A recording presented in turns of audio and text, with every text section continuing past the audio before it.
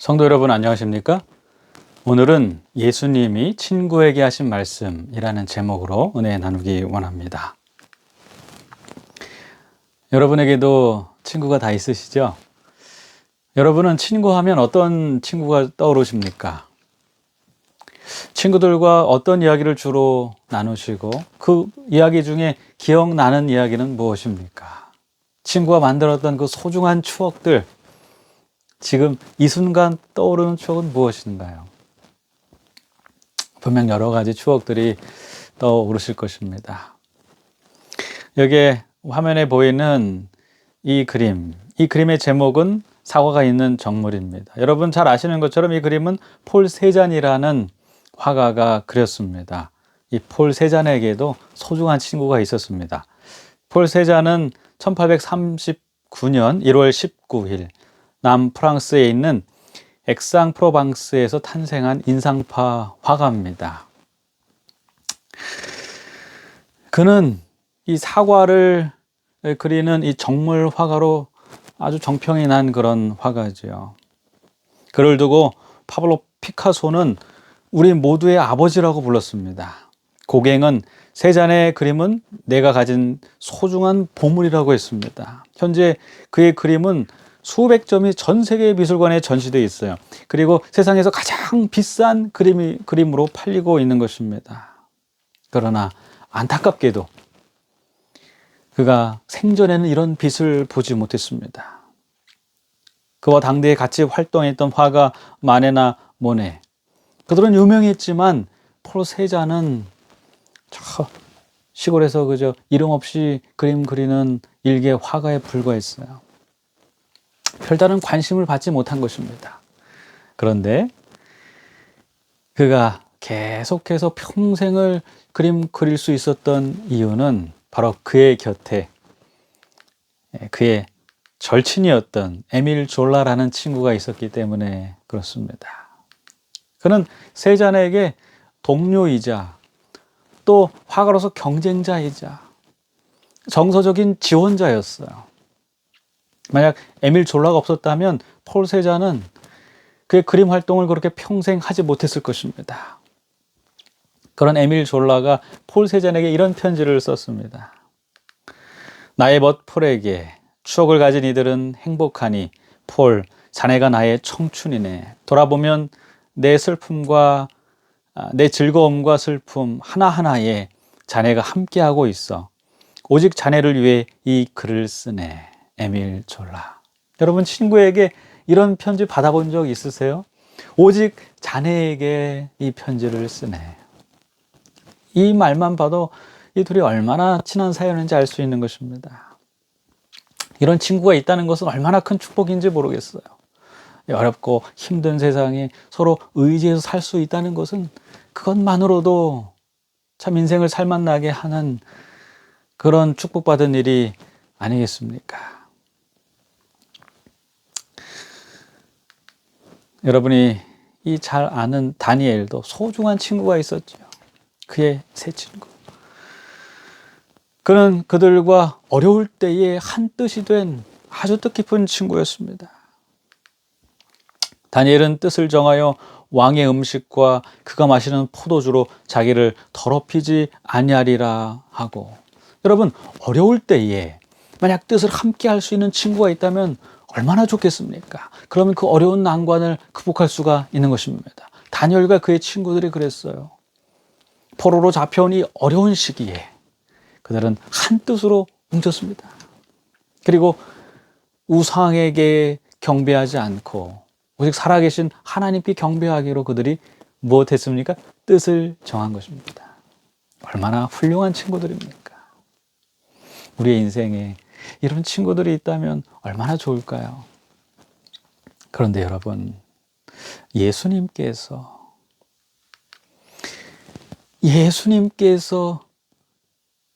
그의 제자들에게 친구가 되셨습니다.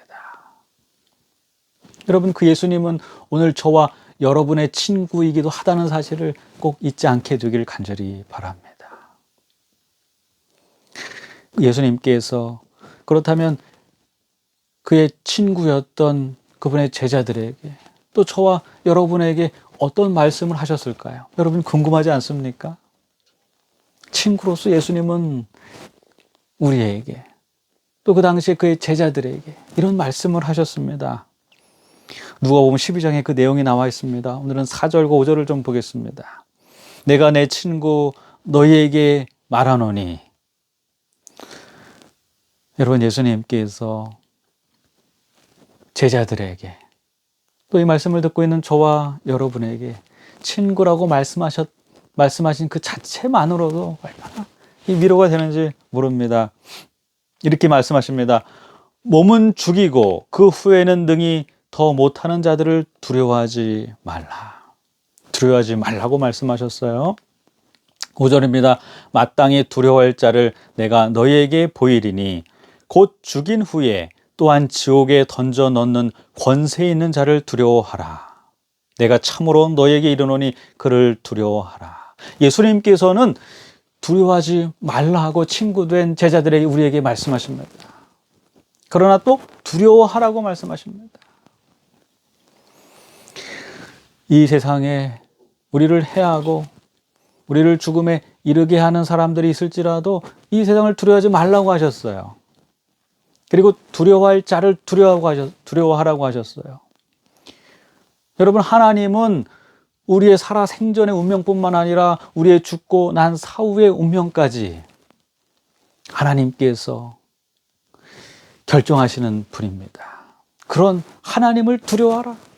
세상을 두려워하지 말고 하나님을 두려워하라. 이렇게 말씀하셨습니다. 여러분 어떤 두려움을 갖고 있습니까? 오늘 친구 되신 우리 예수님은 우리에게 두려워하지 말라고 말씀하셨어요. 세상을 두려워하지 말라. 어떤 일이 여러분에게 닥치든 두려워하지 않게 되실 간절히 바랍니다. 왜냐하면 그것은 친구 되신 예수님의 당부의 말씀이시자 가장 진솔하게 그분께서 우리에게 하신 위로의 말씀인 것입니다. 두려워하지 않게 되길 간절히 바랍니다. 그런데 오늘날 형편에서 두려워하기가 쉽고 두려워하지 않기가 어렵지요. 특별히 코로나로 인해서 많은 자영업자들이 힘들어하고 있습니다. 그중에 노래방을 경영하시는 분들이 큰 어려움에 빠져 있다고 그래요. 이 노래방을 운영하지 못하면 투자했던 모든 것 잃게 되는 것입니다. 집 주인에게 낼 이제 세값도 안 나오는 것입니다. 그래서 많은 노래방 이 주인들이 뭉쳤습니다. 그리고 노래방 장례식을 진행한다고 합니다. 대통령님, 우리는 버린 카드입니까? 하면서 19일에 노래방 업주들이 국회의사당 서강대교 앞에 모여서 장례식을 연다고 합니다. 코로나19 이후로 노래방 영업이 중단이 돼서 생계가 어려워진 것입니다. 얼마나 두렵습니까? 나의 생계가 막히고 내가 투자한 모든 것을 잃어버린다고 생각해 보십시오. 지금 이 시대를 살아가는 많은 사람들이, 우리 주변의 많은 이웃들이, 또 우리의 가족과 우리의 교우들이 이런 어려움에 빠져 있는 것입니다. 두려워하지 않을 수가 없는 환경인 것입니다. 그러나 그럼에도 불구하고 예수님께서는 그리스도인들에게 친구라고 하시면서 친구여 두려워하지 말게 라고 말씀하시는 것입니다. 그렇다면 우리는 왜 두려워하지 말아야 할까요? 너희 목숨을 위하여 무엇을 먹을까, 몸을 위하여 무엇을 입을까 염려하지 말라. 목숨이 음식보다 중하고 몸이 의복보다 중하니라. 누가복음 12장 22절, 23절에는 예수님께서 두려워하지 말아야 될 이유에 대하여 이렇게 말씀하십니다. 목숨이 더 중요하다는 것입니다. 몸이 더 중요하다는 것입니다. 그런데 많은 사람들은 음식과 의복을 인하여 염려하고 두려워하는 것입니다. 여러분, 세상 것을 두려워하다가 하나님을 두려워하는 것을 잃어버릴 수가 있는 것입니다. 세상의 음식과 옷 걱정으로 말미암아 하나님을 잃어버린다면 그거보다 더 두려운 일이 어디 있겠습니까? 그것이 가장 두려운 것입니다. 우리의 목숨과 우리의 몸을 돌보시는 하나님의 은혜를 잊어버리는 것. 여러분, 예수님은 그것 말고는 두려워하지 말라고 하셨어요.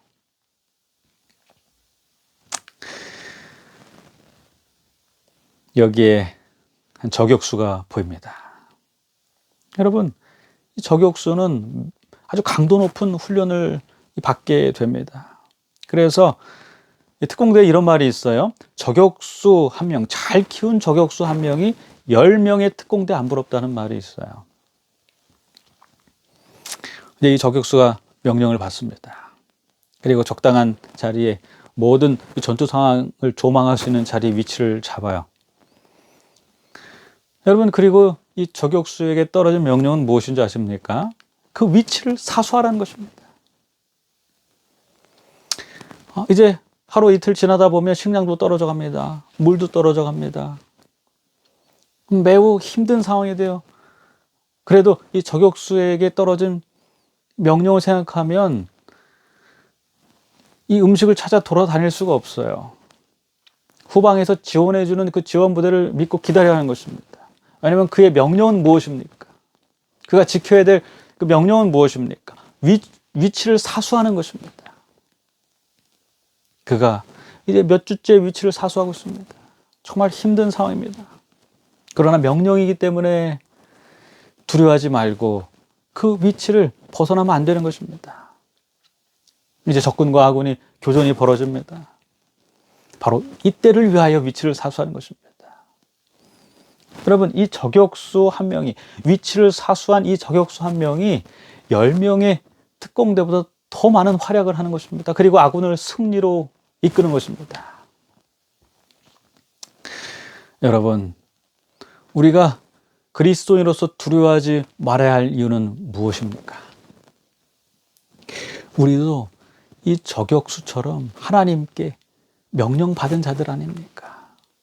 이 세상에 그리스도의 증인으로 살라는 명령, 보냄받은 자로서의 명령을 우리는 수행하며 살아야 될 사람들입니다.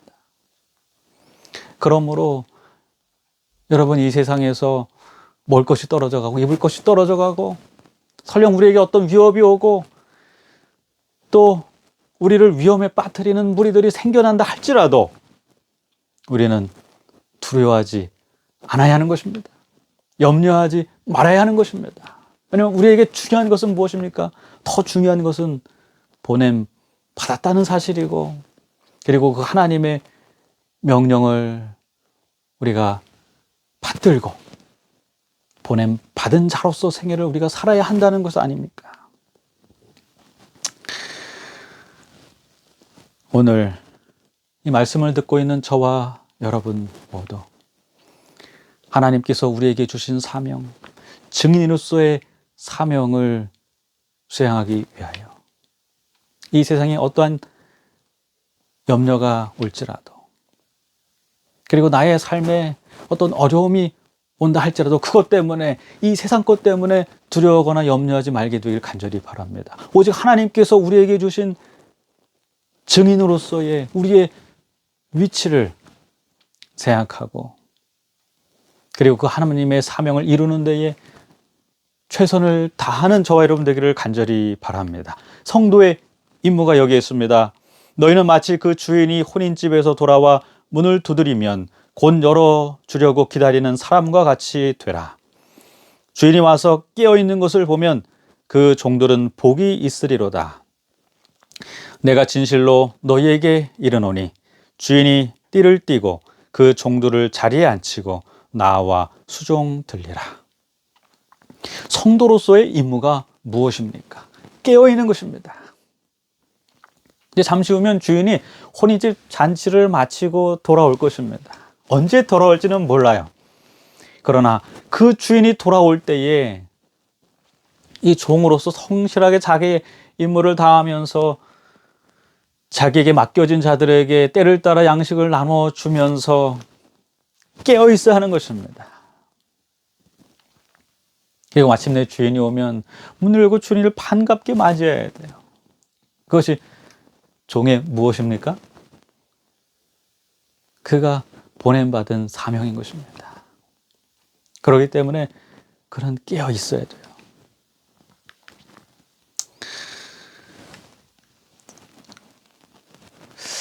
그런데 오늘 말씀해 보면 이 주인이 혼인집을 갔다 왔어요.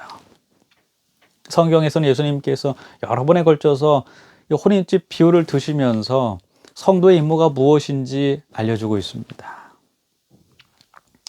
이스라엘의 전통적인 혼례는 10단계 이상의 단계가 있어요. 매우 복잡합니다. 그런데 오늘은 잠깐 간단하게 좀 살펴보겠습니다. 처음 신랑 신부가 정혼을 합니다. 정혼은 약혼이 아닙니다. 법적인 부부가 되는 것입니다. 그런데 그리고 이 신랑과 신부가 바로 합방을 하는 것이 아니라 신부는 신부 집으로 돌아가고 신랑은 신랑 집으로 갑니다. 그리고 신부가 신랑을 집에서 약 한 1년 정도 기다리게 돼요. 그러면 신부의 임무는 무엇일까요? 누구를 기다리는 거예요? 신랑의 약속을 믿고 기다리는 것입니다. 신랑의 임무는 무엇일까요? 신랑은 집으로 돌아가서 아버지의 감독하에 신혼집을 이제 짓는 것입니다. 그렇게 신혼집을 짓는 기간이 한 1년 정도 걸린다고 그래요. 그리고 집을 다 건축하게 되면 이제 아버지가 이제 됐으니 가서 신부를 데려오라라고 말합니다. 그러면 이제 가서 그때서야 신부를 데려오는 거예요. 여러분, 이때 신부가요 집에서 기다리면서 야, 저 신랑이 과연 우리를 위하여 집을 잘 짓고 있을까? 여러분, 이렇게 염려한다고 신랑이 집을 잘 짓습니까? 아닌 것이죠. 혹시라도 나를 데려오지 않으면 어쩌나. 여러분, 이런다고 신랑이 나를 데려오고 말고가 결정되는 것은 아닙니다. 신부의 임무는 신부된 자로서 자기의 정절을 지키고 그리고 신부된 자로서 준비를 하면서 신랑을 믿고 기다리는 것입니다. 신랑은 열심히 신혼집을 건축하고 있어요. 그가 언제 오겠다 이렇게 말하진 않고 갔지만 약 1년 후면 어느 때, 알지 못한 어느 때에 신랑이 반드시 돌아오는 것입니다. 그때까지 기다려야 돼요. 기다리는 것, 이것이 신부의 임무고 예수님의 신부된 저와 여러분 주님의 성도들의 임무인 것입니다. 그런데 그 기다림이 쉽지가 않아요. 우리의 기다림은 어쩌면 마리아의 기다림과 같은지 모르겠어요. 마리아와 요셉이 정혼을 했지 않습니까? 그런데 정절을 지켜야 되는 그 기간에 마리아가 성령으로 예수님을 잉태를 했어요. 여러분, 그런데 잉태를 하고 보니 이제 주변에서 온갖 야요와 오해와 이 험담이 오가는 것입니다. 그러나 그렇다고 포기하면 안 되는 것입니다. 참고 기다려야 하는 것입니다. 이것이 기다리는 자의 어려움이에요. 예수님을 임신하고 있었던 이 마리아가 당한 어려움인 것입니다. 그리고 염려도 돼요. 내가 이 아이를 어떻게 출산하지? 과연 앞으로 우리가 잘 이 아이를 키울 수 있을까? 그러나 그런 것 때문에 괴로워하고 염려한다고 해서 되는 것이 아닙니다. 마리아의 임무는 이런 오해와 험담에도 불구하고 이 세상의 염려에도 불구하고 기다리는 것입니다. 자기의 위치에서 기다리는 것입니다. 그것이 힘들지만 이 마리아의 임무인 것입니다. 예수님을 기다리는 성도들의 임무인 것입니다. 오늘 우리의 임무가 바로 이것임을 잊지 않는 저와 여러분 되기를 간절히 바랍니다. 우리의 임무는 세상에서 당하는 시련과 고난 때문에 염려하고 두려워하고 거기에 집착해서 하나님을 잊어버리는 것이 아닙니다. 우리의 임무는 그럼에도 불구하고 신랑이 오시기 때문에 나의 있는 위치에서 부름받은 자로서 예수님의 증인으로 살다가 신랑이 왔을 때 반갑게 맞이하는 것이 우리의 임무입니다. 그래서 우리는 세상의 걱정과 두려움이 닥쳐온다 할지라도 거기에 매어서는 안 되는 것입니다. 왜냐하면 뒤에서 든든히 하나님께서 우리의 지원군이 되어주시고 우리의 필요와 쓸 것을 공급해 주시기 때문에 그렇습니다. 대저 하나님의 모든 말씀은 능하지 못하심이 없느니라. 마리아가 이르되 주의 여종이 오니 말씀대로 내게 이루어지리다 하매 천사가 떠나 가니라. 마리아는 말씀을 붙들고 기다렸어요. 비록 여러 가지 오해로 또 그에 대한 편견으로 그가 힘들었지만 말씀을 믿고 기다린 것입니다. 오늘 주님을 기다리는 성도들도 마찬가지입니다. 오직 성령이 너희에게 임하시면 너희가 권능을 받고 예루살렘과 온 유대와 사마리아와 땅끝까지 이르러 내 증인이 되리라 하시니라. 오늘 예수님의 증인으로서 예수님을 기다리면서 보냄받은 자로서 성령을 마음에 모시고 사는 것, 그것이 성도들의 마땅한 의무고 기다릴 동안 성도들이 할 일임을 여러분 꼭 기억하게 되시길 바랍니다. 우리가 어느 장소에 있든지 회사에 있든지 그곳에 보냄받은 자로서 살아야 하는 것입니다. 가정에 있든지 그곳에서 나는 하나님의 보냄받은 자로서 하나님의 증인으로 살아야 하는 것입니다. 내가 교회에서 하나님의 증인으로서 내 안에 계신 성령을 통해 예수님을 나타내고 사는 것, 그것이 기다리는 자로서 임무고 그것이 우리가 이 세상의 염려로 인해 근심으로 인해 두려워하지 말아야 할 이유임을 꼭 기억하게 되시길 간절히 바랍니다. 여러분 혹시 이 천인이 엎드러지나 이 책을 읽어보셨는지 모르겠어요. 이 매우 흥미진진한 이야기입니다. 이 프란츠 하젤이라는 이 독일 병사에 관한 이야기입니다. 꼭 읽어보시기를 바랍니다. 정말 놀라운 일들이 기록되어 있어요. 이 프란츠 하젤은 문서 전도인으로서 살다가 독일인으로서 2차 세계대전 때 이 병사로 모집이 됐어요. 그리고 그가 나이가 40이 넘어서 가족들을 뒤로 하고 그리고 입대를 하게 됩니다. 근데 그는 그곳에서도 하나님의 증인으로서의 삶을 포기하지 않았어요. 총알이 빗발치고 뭐 전쟁통에 먹을 게 있겠습니까? 그러나 그것을 염려할 시간도 없었어요. 왜냐하면 하나님의 증인으로서 그곳에도 하나님을 증거해야 했기 때문에 그렇습니다. 그는 군에서 두 가지를 꼭 지켰는데 하나는 하나님과의 관계를 위하여 안식일을 철저하게 기억하여 지켰습니다. 그리고 비록 그가 군인이었지만 이웃과의 관계를 위하여 살인하지 않기로 결심했어요. 다니엘처럼 그는 뜻을 정했습니다. 내가 군대에서도 하나님께 충실하고 그리고 내가 결코 살인하지 않겠다. 이렇게 결심을 했어요. 여러분 그의 군 생활이 어땠을까요? 그는 이 독일 나치의 병사였습니다. 명령에 죽고 사는 병사입니다. 그가 과연 안식일을 지킬 수 있었을까요? 그가 군인으로서 살인하지 않고 5, 6년간 전쟁을 잘 수행할 수 있었을까요? 제가 이 내용을 다 말씀드리지 못합니다. 엄청난 이야기들이 많이 있습니다. 여러분 꼭 개인적으로 읽어보시기 바랍니다. 일부 내용만 좀 소개해 드리겠습니다. 너 미쳤구나. 이병. 그는 고함을 쳤다. 여기는 독일 군대야. 이 대대는 전쟁 중인데 토요일에 쉬겠다고? 너는 유대인인데 변장한 것 같구나. 조금만 기다려라. 우리가 내 정체를 밝힐 테니. 일요일에는 특별한 오락과 댄스 시간이 계획되어 있었다.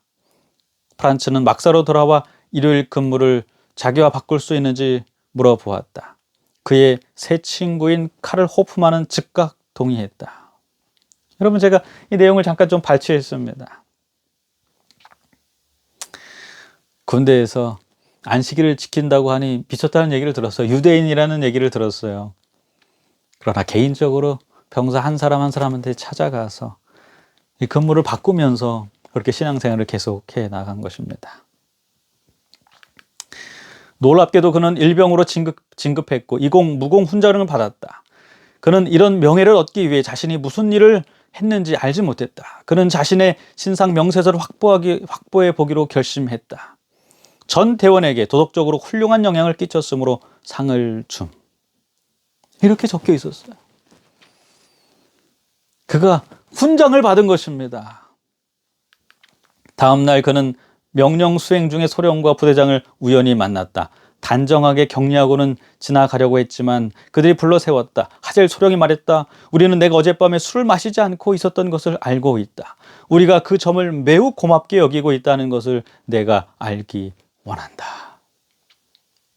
여러분, 프란츠 하젤은 군대에서 하나님의 증인으로 살기로 결심하고 그가 그렇게 행했을 때 심지어는 나치 군인, 이 독일 군인인데도 불구하고 2차 세계대전 중에서도 그가 그리스도인으로서 안식일 준수하며 그가 무엇까지 받았습니까? 심지어는 훈장까지 받았습니다.